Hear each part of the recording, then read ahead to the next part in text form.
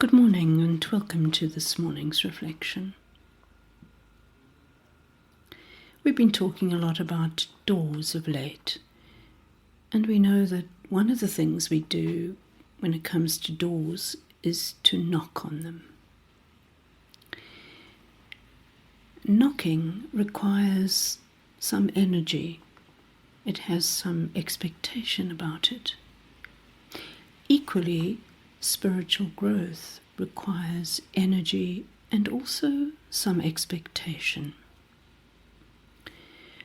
Recognition and acceptability of who we truly are results when we are intentional about our desire to be transformed. When that desire bubbles up to the surface and begins to take first place amongst all our intentions. In John's Gospel, Jesus describes himself as a door, but in Revelation, he is depicted as standing at the door. In Revelation, the door refers to us, to our heart. And so let's have a look at that particular passage, Revelation 3, verse 20. Listen, I am standing at the door, knocking. If you hear my voice and open the door, I will come into you and eat with you, and you with me. Often we would think of standing as being a position of strength. We would often stand when we want to command a degree of authority. But in this case, standing becomes a posture of vulnerability. This happens when we wait for a closed door to be opened. We knock in hope of being let in. And much depends on what takes place on the other side of the door. When Christ knocks, how will we respond? Will we open the door? And what will happen if we do? So at times, there's just a little tap from Jesus as he tries to get our attention. And this can take the form of a bird calling us to joy. But at other times, only persistent knocking will move us to open the door. God almost has to hit us over the head with a bat before we begin to pay attention. Hearing the knock is so important if we really want to open the door. So often we need to clear out and quiet ourselves in order to hear that knock. Esther Duval says, in the complex of her own daily schedule, with all its demands, she is reminded that it is important.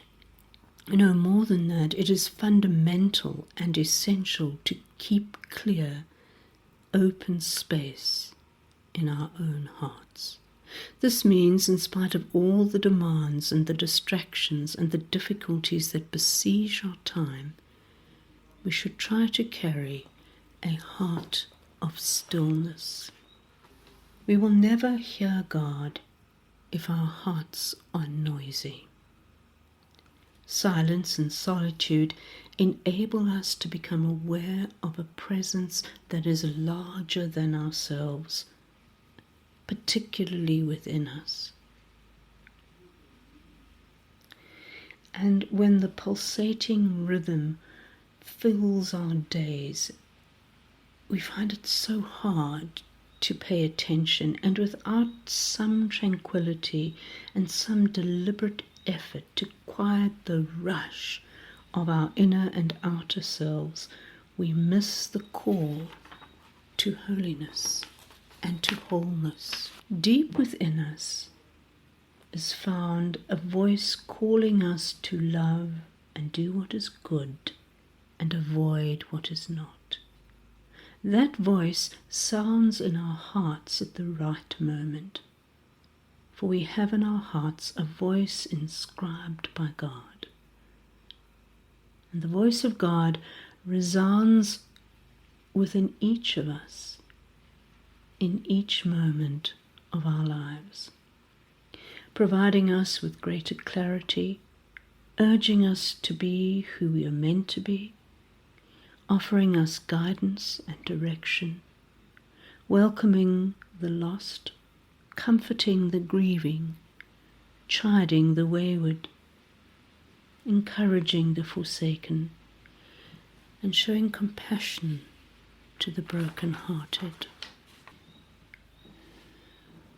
Some time ago there was an experiment done relating to food.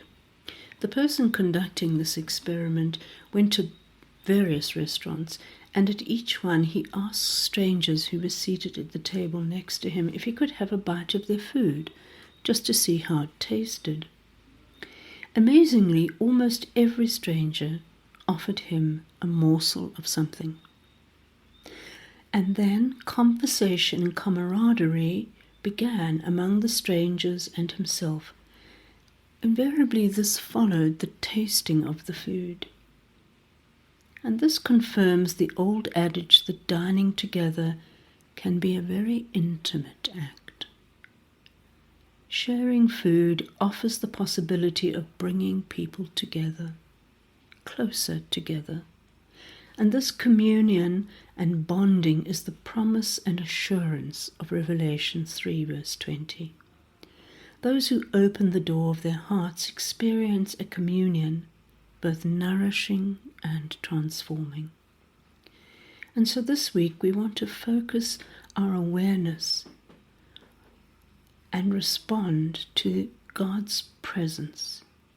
We are to be attentive and alert to how God knocks on the door of our heart, noticing how we respond, and also to reflect on how we knock on God's heart and what we expect when He opens the door to us. May you be blessed today as you listen for the knocking on your heart. Amen.